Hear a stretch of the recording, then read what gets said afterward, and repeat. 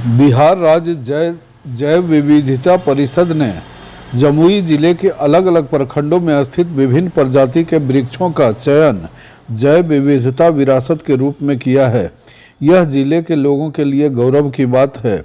जो जानकारी मिली है उसके अनुसार बिहार के 32 वृक्षों को विरासत वृक्ष योजना के तहत चिन्हित किया गया है, जिसमें जमुई जिला के 5 वृक्ष भी शामिल हैं, जिसमें बरगद, महुआ, सेमल और पीपल के वृक्ष को शामिल किया गया है, जिनकी आयु 100 से 300 वर्ष के बीच की बताई गई है।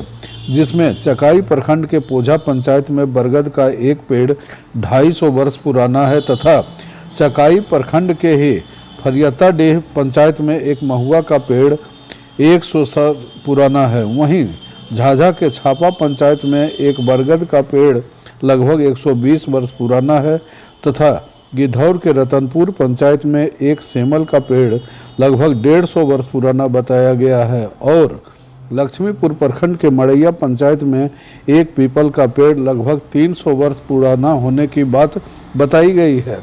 जैव विविधता परिषद के द्वारा पेड़ों का चयन ऐतिहासिक, पौराणिक और धार्मिक महत्व के आधार पर किया गया है।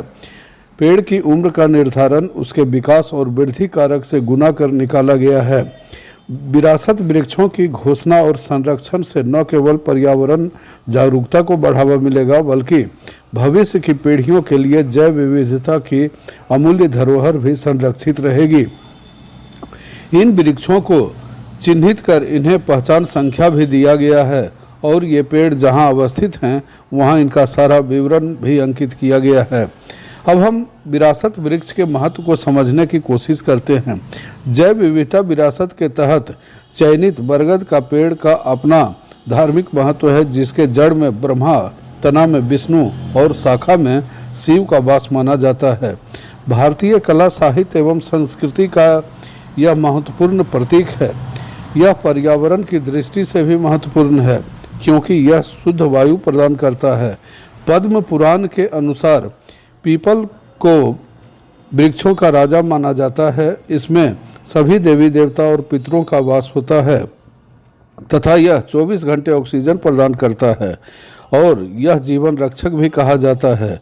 वहीं सेमल को साइलेंट डॉक्टर कहा जाता है और इसका पत्ता रक्त शोधन का बेहतरीन जरिया है तथा इसके जड़ से एक महत्वपूर्ण दवा बनाई जाती है, जिसका उपयोग लिकोरिया के रोग में किया जाता है। इस तरह महुआ का पेड़ औषधि गुणों से भरपूर होता है। इसका फूल खीर, हलवा और बर्फी बनाने में भी इस्तेमाल किया जाता है, जबकि इसके फल का उपयोग सब्जी के रूप में किया जाता है। इसके बीज से निकाले गए तेल का इस्तेमाल सौंदर्य प्रसाधन निर्माण में किया जाता है। यह पेड़ आदिवासी समुदाय के जीवन का एक महत्वपूर्ण अंग है।